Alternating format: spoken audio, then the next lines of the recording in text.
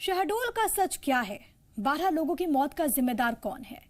जी मध्य प्रदेश छत्तीसगढ़ लगातार ये सवाल पूछ रहा है क्योंकि 24 घंटों से ज्यादा बीत जाने के बाद भी अब तक शहडोल का सच सामने नहीं आया। जी हां, हम आज ये सवाल इसलिए उठा रहे हैं क्योंकि खबरों के अनुसार शहडोल मेडिकल कॉलेज में ऑक्सीजन की कमी की वजह से कई मरीजों ने दम तोड़ दिया और इसके बाद अस्पताल में हड़कंप मच गया।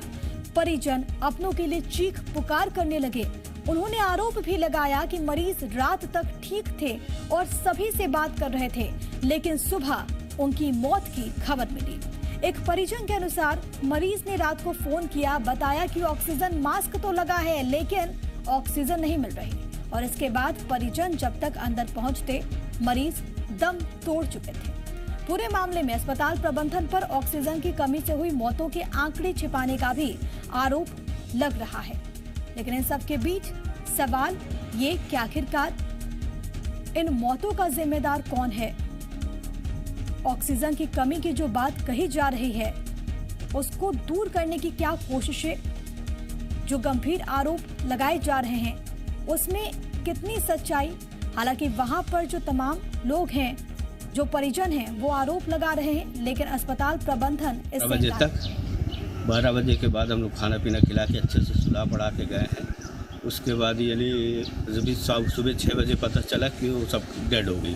तो हमने गार्ड से पूछा तो बोले रात में सिलेंडर ख़त्म हो गया था। रात और हुआ है कल तक, वही है आज पता नहीं, रातों रात लापरवाही का है, लापरवाही से हुआ है ना, कल तक अच्छा रहा।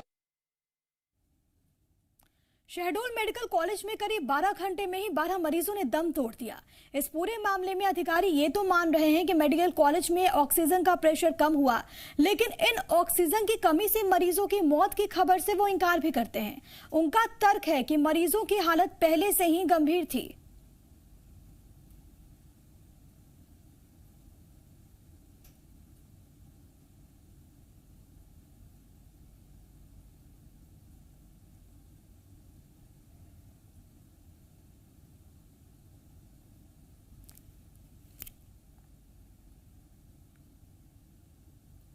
तो तमाम तरह के तर्क और दलीलें दी जा रही हैं इस पूरे मामले पे। हमारे यहाँ जो ऑक्सीजन के लिए लिक्विड ऑक्सीजन प्लांट लगा है 10 KLD का, और वो ख़त्म हो रहा था, उसके लिए डिमांड भी गई थी। कल शाम तक वो लिक्विड जो फिलर आना था, फिलर में बताया गया शाम को आएगा, उसके बाद बताया कि रात को आएगा, उसके बाद 2 बजे आएगा, 3 बजे आएगा, और वो देर रात उसमें जितनी बची हुई ऑक्सीजन थी ख़त्म हो गई। उसके अलावा हमारे यहाँ जो सेंट्रल ऑक्सीजन सिस्टम से ऑक्सीजन दिया जाता है, सिलेंडर के माध्यम से ऑक्सीजन फिर भी प्रदाय जारी रहा, लेकिन लिक्विड मेडिकल ऑक्सीजन टैंक जब खत्म हो जाता है तो उसके कारण जो दबाव ऑक्सीजन का जो बनता है वो बहुत कम बन पाता है। और फिलहाल हमारे यहाँ सभी बेड पे लगभग जो ऑक्सीजन है, 62 बेड तो उसमें ICU के हैं, 25 बेड प्राइवेट में है, उसके अलावा 18 एक का HDU है, हर एक पे ऑक्सीजन पॉइंट चल रहा था, उसके कारण प्रेशर कम हुआ। ICU में 62 सीरियस मरीज। ऐसा नहीं है कि ऑक्सीजन की कमी है, ऑक्सीजन पर्याप्त मात्रा में, पर कुछ प्रेशर डाउन होने की शिकायत जरूर आई। तो सिलेंडर्स के माध्यम से, LMO के माध्यम से लगातार ऑक्सीजन सप्लाई की जा रही है। थोड़ा पैनिक क्रिएट हो जाता है पेशेंट में, इसलिए इस टाइप की खबरें आती हैं। बट जो डेथ 12 डेथ हुई और डेथ हुई है वो मतलब नॉर्मल, पेशेंट ज़्यादा हैं, जो क्रिटिकल है वो ज़्यादा है, डॉक्टर्स अपना पूरा योगदान दे रहे हैं। शहडोल के मेडिकल कॉलेज में 12 मौत के बाद भी बदहाल व्यवस्थाओं से परिजनों को जूझना पड़ रहा है। अस्पताल परिसर में उस वक्त फिर से हंगामा हो गया जब परिजनों ने एक शव वाहन में 2 शव ले जाने का विरोध किया। ऐसे में मौके पर मौजूद प्रभारी ने परिजनों के साथ न सिर्फ बदसलूकी की बल्कि जमकर गाली गलौज भी की गई। इसके साथ ही ये भी कह दिया गया कि दोनों शवों को लेकर एक ही गाड़ी जाएगी। तो बंद इंतजामी जो कि इस वक्त थमने का नाम नहीं ले रही। इस बीच कुछ अहम सवाल है इस पूरी घटना को लेकर जो कि जी मध्य प्रदेश छत्तीसगढ़ आज उठा रहा है। हम सवाल पूछ रहे हैं कि आखिरकार शहडोल में 12 मरीजों की मौत का जिम्मेदार कौन है? ऑक्सीजन की कमी से मौत का सिलसिला कब थमेगा? क्योंकि अलग अलग हिस्सों से ऐसी घटनाएं सामने आ रही हैं। वक्त रहते ऑक्सीजन का इंतजाम क्यों नहीं किया गया, क्योंकि 12 मौतें हो चुकी हैं। ऑक्सीजन का प्रेशर क्यों कम हुआ, ये तमाम सवाल जो कि हम लगातार उठा रहे हैं और तब तक उठाते रहेंगे जब तक इन सवालों का जवाब नहीं मिल जाता। 12 लोगों की मौत हो चुकी है, लेकिन अभी भी पूरे मामले पर लीपापोती जारी है।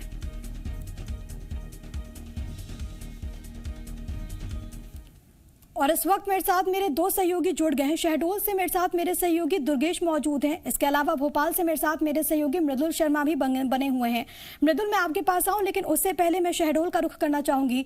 दुर्गेश, फिलहाल ताजा अपडेट्स आपके पास क्या कुछ है, क्योंकि तस्वीरें जो सामने आ रही हैं वो ये बताती है कि अभी भी वहां पर जो मरीज हैं, जो परिजन हैं, वो परेशान हैं।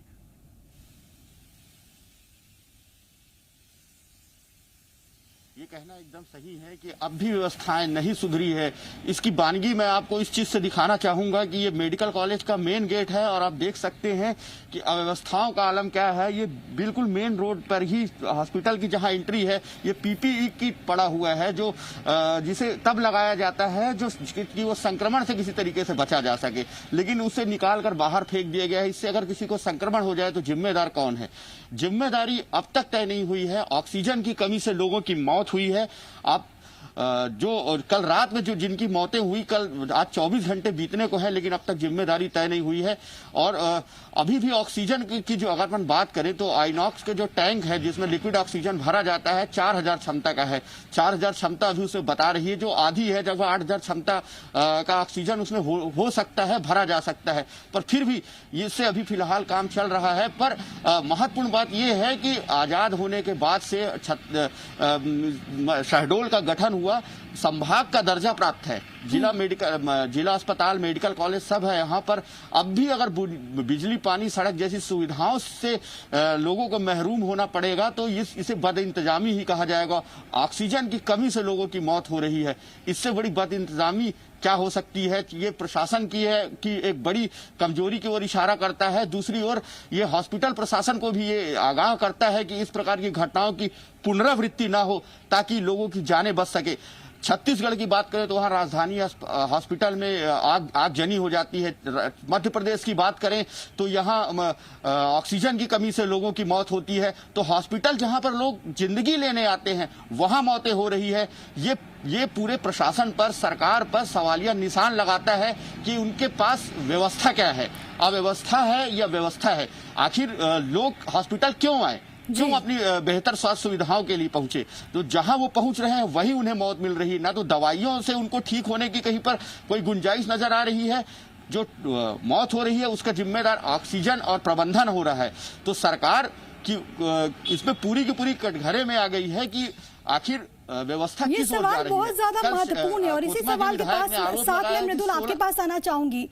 जब ऐसी तस्वीरें निकलकर सामने आती है शहडोल से, ऑक्सीजन की कमी की वजह से मौतें हो जाती हैं, प्रदेश के अलग अलग हिस्सों से ऐसी तस्वीरें निकलकर सामने आ चुकी हैं। अभी दुर्गेश भी तस्वीर दिखा रहे थे, पीपीई किट को सार्वजनिक जगह पर फेंक दिया गया है और ये कोई पहली घटना नहीं है।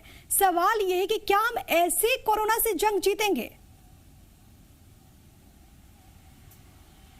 बिल्कुल, सवाल यही है कि ये कैसे संभव होगा कि यहाँ पर ऑक्सीजन पूर्ण मात्रा में हो, मरीजों को ऑक्सीजन ठीक समय पे मिल सके, या फिर जो मरीज यहाँ पर इलाज कराने के लिए पहुँच रहे हैं वो ये सुनिश्चित कर लें कि उनके परिवार वाले यहाँ पर सेफ रहेंगे।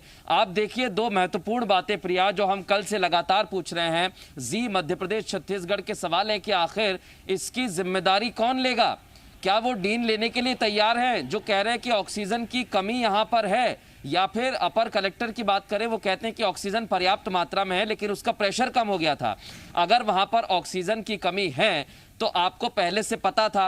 अगर प्रबंधन को पहले से पता था, हालात के बारे में सभी अवगत हैं, तो फिर कदम क्यों नहीं उठाए गए? अगर आपको ये जानकारी थी कि टैंकर ऑक्सीजन लेकर पहुंच रहा है और टैंकर समय पर नहीं पहुंचा, तो आपके पास ऑप्शन क्या है, आपके पास विकल्प क्या है? ये सबसे बड़ा सवाल है। और अगर आपके पास विकल्प नहीं है, अगर आप सिर्फ और सिर्फ ये कह देंगे कि ऑक्सीजन की कमी हो गई, प्रेशर कम हो गया, तो इससे आपकी जिम्मेदारी तय नहीं होगी। ये हीला हवाली, ये लापरवाही साफ तौर पर नजर आती है वहां के प्रबंधन की, वहां के प्रशासन की।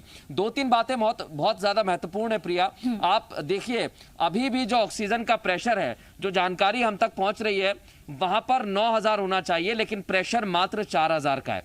तो आप इससे समझ सकते हैं कि कितना अंतर है। जितना प्रेशर चाहिए इस वक्त वो भी कम है। आप समझ सकते हैं कि अभी कोरोना के केसेस कैसे बढ़ रहे हैं, और अगर लगातार ऐसे केसेस बढ़ते रहेंगे तो फिर अस्पतालों में व्यवस्था क्या होगी, इसका सहज अंदाजा लगाया जा सकता है। सरकार की तरफ से, मंत्री की तरफ से आदेश जरूर दिया जाता है, लेकिन प्रशासन जो है अभी भी सोया हुआ नजर आता है। कह देने भर से कुछ नहीं होगा। लगातार जी मध्य प्रदेश छत्तीसगढ़ यही कह रहा है कि कहने से कुछ नहीं होगा, आपको करना होगा, जिम्मेदारी तय करनी होगी। और उस प्रशासन की जिम्मेदारी यहां पर बहुत बड़ी हो जाती है, जिसके कंधों पर जिम्मेदारी है जिंदगी और मौत की। और अगर छोटी सी चूक जो यहां शहडोल में हुई है वो अगर और होती है तो ये संख्या और बढ़ सकती है। हालांकि एक चीज और बड़ी बात मैं यहां पर बताना चाहूंगा, ये सिर्फ और सिर्फ संभावना है कि अभी भी संख्या बढ़ सकती है। अंदर खाने से जो जानकारी प्रिया सामने निकल कर आ रही है वो यही है कि अभी जो स्थिति है ये और भयावह हो सकती है। अगर ऑक्सीजन के लेवल की बात करें, ऑक्सीजन के प्रेशर की बात करें, तो ये अभी भी कम है। ऑक्सीजन जितनी मात्रा में आना चाहिए उतनी मात्रा में क्या शहडोल मेडिकल कॉलेज में पहुंच रहा है? क्या शहडोल पूरे संभाग की बात करें तो यहां अस्पतालों में ऑक्सीजन पहुंच रहा है? कल सागर की हमने एक तस्वीर दिखाई जहां कोरोना पॉजिटिव मरीज बाहर घूमता रहता है, उसके परिवार वाले परेशान होते रहते हैं। तो आप पूरे संभाग को ले लीजिए, अगर सागर संभाग की बात करें, शहडोल संभाग की बात करें, ऐसे 10 संभाग। हालांकि कोशिशें लगातार हो रही है, लेकिन वो कोशिशें धरातल पर नजर नहीं आती, और इसी वजह से आज हम सवाल उठा रहे हैं। आप दोनों हमारे साथ बने रहिएगा, लेकिन कुछ रिएक्शंस भी सामने आ रहे हैं, जरा वो भी अपने दर्शकों को सुनवाते हैं। क्योंकि शहडोल मेडिकल कॉलेज में हुई 12 कोविड मरीजों की मौत पर कोतमा विधायक सुनील सर्राफ ने सरकार पर जोरदार हमला बोला। उन्होंने सरकार को हथियारी सरकार बताते हुए आंकड़े छिपाने का आरोप लगाया। उन्होंने कहा कि कुल 16 लोगों की मौत हुई है। साथ ही साथ कमिश्नर से पूरे मामले में न्यायिक जांच की मांग भी उन्होंने की है। चिकित्सा शिक्षा मंत्री टीवी पे आके कह रहे हैं कि 6 लोगों की मृत्यु हुई है। ये मृत्यु को छुपा रहे हैं, हत्या कर रहे हैं लोगों की। बहुत कांग्रेस का स्टैंड रहेगा इस पूरे मामले को लेकर? मैं कोतमा से चल के यहाँ आया, अभी मैं कमिश्नर से मिला। कमिश्नर से मैंने अपनी बात कही कि इसकी न्यायिक जांच कराएं कि मृत्यु कितनी हुई है, कल कितनी भर्ती थी, कितने डिस्चार्ज हुए, उसकी जांच कराएं। हमारे पास प्रत्यक्ष गवाह हैं कि 16 से ऊपर मृत्यु हुई है, और इस तरह की घटना दोबारा ना हो, इस बात के लिए मैं कमिश्नर से मिला, यहाँ डीन से मिलने भी आया था, और ये बात हम रख रहे हैं कि इस तरह की हो गए तो लगातार सियासत हो रही है। लेकिन इन सब के बीच अहम सवाल यह है कि आखिरकार जिम्मेदार कौन है। मेरे साथ मेरे सहयोगी लगातार बने हुए हैं। दुर्गेश, जिस तरीके से मृदुल भी अभी इस बात का जिक्र कर रहे थे, और अगर हम रिएक्शन को देखें तो ये बात कही जा रही है कि आंकड़ों को छिपाया जा रहा है, ये आंकड़े बढ़ सकते हैं, इसकी भी संभावना है। जी बिल्कुल, आंकड़े बढ़ सकते हैं और आंकड़े बढ़ रहे हैं। ये जानकारी अंदर खाने से आ रही है। अभी जानकारी ये भी लगी है कि कल रात 1:30 बजे 2 लोगों की और मौत हुई है, लेकिन उसे प्रशासन, हॉस्पिटल का जो प्रशासन है अभी तक उसकी ऑफिशियल जानकारी नहीं दे रहा है। जानकारी कल जैसे ही ये पूरी घटना सामने आई थी तब से लगातार इस पूरे मामले को दबाने का प्रयास किया जा रहा। अलग अलग स्तर के जो भी अधिकारी हैं, जो पहले इस मामले पे मुखर थे, जिन्होंने अपनी बातें सामने रखी, अब वो उन आंकड़ों को छुपा रहे हैं कि मौत आखिर में हुई कितने की है। लेकिन ये बात हमने पहले भी सामने लाई है और लोगों के सामने है कि कल रात तक तो 12 लोगों की मौत हुई है, परसों 12 बजे रात तक, और जो कल रात में मौत हुई है वो 2 लोगों की और मौत हुई है।